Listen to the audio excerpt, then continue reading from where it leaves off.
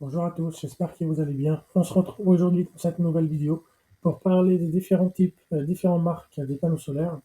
On va citer comme exemple GA Solar, Junco Solar, Longi Solar, Trina Solar. Pourquoi j'ai cité ces panneaux? Parce que c'est le meilleur qualité-prix, le moins cher dans le marché. Je ne veux pas dire que les autres ils sont pas bien, mais niveau qualité-prix, ils sont le meilleur aujourd'hui dans le marché. Je vais prendre comme référence ce site-là. C'est le kit Solar Discount. Pourquoi ce site-là spécifiquement? Ça existe, vous pouvez choisir après. Il y a plusieurs sites, hein. Il y a Allo Solar, il y a plusieurs autres sites. Moi, j'ai pris ce site-là parce que c'est le site sur lequel j'ai pris mes panneaux et j'ai vu le responsable en personne.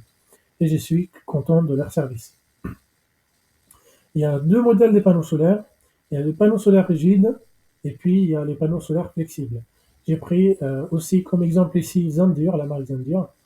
Ils ont des panneaux flexibles et puis il y a les panneaux solaires rigides. Dans les panneaux solaires rigides, il y a trois différents types de technologies, trois technologies différentes. Le un type Topcon demi-cellule, le Fall Black de Shingle et le HJT Beaver chez d'autres marques. La différence entre chaque modèle, chaque technologie, ça consiste à avoir des protections malgré l'ombrage, à avoir un panneau, euh, on va dire, qui se font bien dans votre jardin ou avec votre habitation, et puis un biver qui produit par l'arrière et par l'avant. Pour choisir le bon modèle, la bonne technologie des panneaux, il faut voir votre habitation. Il faut voir si vous allez avoir de l'ombrage ou pas. Il faut voir aussi si vous n'avez pas de l'ombrage. Il faut voir également est-ce que vous avez beaucoup d'ensoleillement ou beaucoup de nuages. C'est ça la différence entre chaque technologie. Ici, pour le un type demi-cellule, si vous avez de l'ombrage qui arrive dans la journée sur vos panneaux, eh ben, je vous conseille le demi-cellule en un type Topcon. Pourquoi? Parce qu'en demi-cellule, le panneau il va être séparé en deux. S'il y a de l'ombrage ici, eh ben, l'autre moitié il va continuer à produire. Contrairement à celle-là, s'il y a de l'ombrage qui arrive sur deux carrés, par exemple, deux rectangles de panneaux, eh ben, il y a toute la protection qui va baisser. Ici, il n'y a pas beaucoup de différence, vu que c'est en demi-cellule aussi en général. Mais c'est une nouvelle technologie qui n'est pas répandue. Aujourd'hui, le plus répandu dans le marché, c'est le type Topcon et Shingle. C'est ce qui fonctionne bien, c'est ce qui est le moins cher et c'est ce qui se vend le mieux.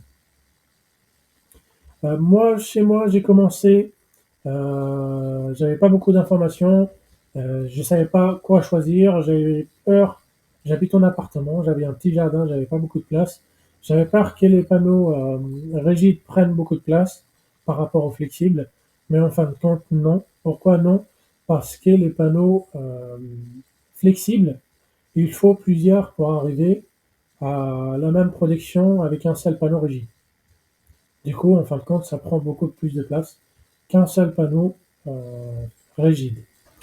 J'avais commencé avec les flexibles, je trouvais pas ça top au niveau de protection. Et puis même au niveau de tenue, ça tient pas bien. J'ai conçu un support moi-même, ça tient pas bien avec le temps, et ils aiment pas beaucoup les déplacer ces panneaux-là. Je suis parti avec un seul panneau. J'ai commandé au début un seul panneau rigide. Je l'ai installé, j'ai commandé le support, j'ai trouvé que ça prend pas beaucoup de place. C'est plus pratique à déplacer parce que moi je les déplace tout au long de la journée pour avoir le maximum de protection. Du coup, j'ai trouvé ça pratique avec les roues. J'ai installé des roues sur le support et ça se déplace facilement et c'est top au niveau de protection. Les panneaux que j'avais pris, c'est le 435 de chez Jinko Solar. Ça, ce qui existait au moment où j'ai commandé, le maximum qu'ils avaient, c'est le 435. Et le prix, il était pas trop cher. Du coup, j'avais pris la première en 435. Après, j'ai pris un deuxième en 400. Ils l'ont plus maintenant. En 400 watts, biver. Je voulais tester le biver, s'il y a vraiment une différence, c'est-à-dire un panneau qui est produit par l'arrière et par l'avant, est-ce qu'elle aurait beaucoup de différence par rapport à un panneau qui est produit juste par l'avant? J'avais testé, j'ai trouvé qu'il n'y avait pas beaucoup de différence au niveau de protection. C'est à l'ordre de 10 watts, 20 watts ou 30 watts quand il n'y a pas beaucoup d'ensoleillement par rapport à un panneau classique. J'ai commandé après un troisième panneau, la même marque, le même puissance en 435. Pourquoi j'ai choisi aussi ce modèle-là, pas le 430 de chez Trina ou 450, 440? Parce que le VOC, le tension à vide ou le voltage en circuit ouvert accepté par le micro-ondulaire, il dépasse. Il ne faut pas que ça dépasse le 55 volts. Où est-ce qu'on peut trouver ça? Tout dépend de votre appareil que vous allez installer, que ce soit un micro-ondulaire ou une batterie avec micro-ondulaire intégré. Vous avez dans les spécifications de votre produit le tension, le voltage maximum accepté en entrée solaire par cet appareil-là. Je vais prendre comme exemple le micro-ondulaire, le Power Stream de chez EcoFlow, parce que c'est ce que j'ai actuellement dans mon installation. Il accepte 55 volts maximum. C'est-à-dire, il ne faut pas dépasser le 55 volts par le panneau que vous allez choisir. Où est-ce qu'on va trouver l'information sur le panneau que vous allez choisir? Par exemple, si je rentre sur le 435 ici, je descends plus bas, j'ai la fiche technique ici du panneau.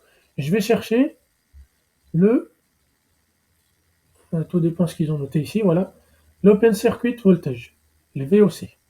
C'est 39,16 volts. Vous voyez, on est très loin du 55 demandé par le micro-ondulaire, malgré qu'il conseille 400 watts de puissance maximum d'entrée solaire, on peut dépasser les 400 watts tant qu'on respecte le tension d'entrée maximale acceptée par le micro-ondulaire. On regarde, on voit très bien ici, le panneau, il produit, il peut arriver jusqu'à 39 volts, mais il peut arriver au niveau production jusqu'à 435 watts. D'ailleurs, je profite pour vous dire que j'ai monté jusqu'à 500 watts avec ce panneau-là, dans des très bonnes conditions, orientation, ensoleillement, inclinaison. On peut dépasser la puissance nominale qui est indiquée par le constructeur des panneaux. Ensuite, je voulais vous parler aussi, ils ont rajouté récemment des panneaux de 500 watts, de chez Demeg. J'avais regardé, je me suis renseigné, j'ai trouvé qu'on peut l'installer également sur le micro-ondulaire. On peut produire, par exemple, sur le micro-ondulaire, au lieu de 2 fois 400 watts, on peut installer 2 fois 500 watts pour arriver à 1000 watts de production au lieu de 800 watts, tout en respectant la tension acceptée, la tension maximale acceptée par le micro-ondulaire, même lors des chutes de température, parce qu'on sait quand l'hiver arrive, que la température chute, la tension du panneau, il augmente. On a dit, on a le panneau, on a la tension maximale ici, qui est pardon, qui est de 39 volts. Quand la température descend, il va augmenter cette tension-là. La tension à vide va augmenter. Tout dépend le degré à laquelle ça va baisser, mais à 39 et même avec les panneaux de 500 watts, j'avais regardé, ici dans les caractéristiques tension à vide ou Open Circuit Voltage, VOC en tout cas, vous pouvez regarder VOC, chacun l'appelle différemment, on peut voir qu'ici les 500 watts vont arriver à 44 volts. On reste loin de 55 accepté par le Power Stream, et malgré la descente des températures, on reste toujours dans la tension acceptée par le micro-ondulaire. Le conseil que je peux vous donner pour bien choisir ces panneaux, c'est 4 conseils. Je vous conseille de surdimensionner les panneaux solaires, c'est-à-dire pour arriver à la puissance nécessaire demandée par l'appareil, que ce soit micro-ondulaire, batterie ou micro-ondulaire intégré aux batteries, vous respectez, tout en respectant les VOC acceptés par votre micro-ondulaire, le tension en volts, il faut surdimensionner votre panneau. Par exemple ici, je vais venir installer un panneau de 500 watts malgré que la marque demande 400 watts. Si je respecte la tension, je vais pouvoir produire plus même que ce qui est annoncé ici. Je vais pouvoir produire 1000 watts par rapport à ce qui est demandé par le micro-ondulaire. Ensuite, Je vous conseille aussi de bien choisir l'emplacement et l'orientation des panneaux, bien étudier l'emplacement et l'orientation, car c'est primordial pour espérer atteindre la puissance annoncée par le constructeur. Il faut que vous inclinez bien votre panneau, il faut que ça soit bien orienté vers le soleil, et puis pour espérer, comme je vous ai dit, atteindre la puissance. Par exemple ici, il accepte jusqu'à 800 watts. Pour atteindre le 800 watts annoncé, avec des panneaux de 400 watts, eh ben, il faut surdimensionner parce qu'il y a certaines périodes de l'année, on ne va pas produire le 500 watts annoncé par le panneau, on ne va même pas produire le 500 watts annoncé par le panneau. Du coup, si on surdimensionne le panneau, on met 500 watts au lieu de 400 watts, et ben même quand il n'y a pas beaucoup de production, on va au moins arriver à 800 watts accepté par le micro-onduleur. Ensuite, qu'est-ce que je peux vous dire d'autre? Le troisième et le quatrième conseil, c'est de bien comparer plusieurs sites avant de passer commande. Comme je vous ai dit, je vous ai donné comme exemple ici Kit Solaire Discount parce qu'ils ont des panneaux de qualité et ils sont pas très chers. Il y a Allo Solar, il y a plusieurs sites. Tout dépend de la période de l'année, on peut trouver des différents prix et on peut trouver différents panneaux, différentes puissances. Ensuite, si vous avez de la place dans votre habitation, n'hésitez pas à installer un tracker solaire. Je vais vous parler d'un exemple d'un tracker solaire pas trop cher dans un prochain vidéo. On va détailler le tracker, on va détailler le fonctionnement, comment ça fonctionne et c'est quoi un tracker solaire ou un suiveur solaire si vous voulez. On va détailler tout ça prochainement. Voilà les 4 conseils que je peux vous donner par rapport aux panneaux que vous allez installer. On va venir rapidement parler des panneaux flexibles et quand est-ce qu'on va privilégier les panneaux flexibles. Par exemple, si vous habitez en appartement dans le troisième étage, vous avez un balcon, vous avez des rambardes comme ça, mais vous ne pouvez pas installer des panneaux rigides. Pourquoi vous ne pouvez pas? Parce qu'au-delà d'1,80 m, il faut une autorisation de la mairie. Vous n'avez pas le droit d'installer des panneaux solaires au-delà d'1,80 m sans autorisation. Et bien, les panneaux flexibles, il n'y a pas besoin d'une demande à la mairie. Parce que ce pas des panneaux rigides, ce pas des panneaux qui vont modifier, votre habitation.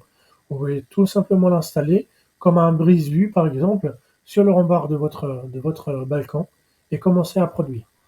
Je vous ai donné comme exemple Zendur. Pourquoi Zendur? Parce que j'ai trouvé qu'ils ne sont pas chers aujourd'hui, malgré que j'ai fait mes recherches. J'ai comparé plusieurs types de panneaux flexibles et en plus ils ont une garantie de 12 ans. Les panneaux flexibles de chez Zendur, ils peuvent produire jusqu'à 210, je crois, par panneau flexible, ce qui est bien. Si vous voulez installer, par exemple, vous avez de la place pour installer 4 panneaux flexibles, et ben vous allez pouvoir espérer produire 800 watts de production, par exemple, avec un micro-onduleur Power Stream. Et ça fonctionne même avec le Power Stream, vu que ça respecte, comme on a dit, le tension. Vous regardez toujours les caractéristiques des panneaux, les tensions acceptées par votre micro-onduleur et les tensions fournies par votre panneau pour bien savoir si ça fonctionne avec vos appareils ou pas. Et voilà, on arrive à la fin de la vidéo. Je vous remercie d'avoir regardé jusqu'à maintenant. N'hésitez pas à partager et s'abonner à la page et je vous dis à la prochaine.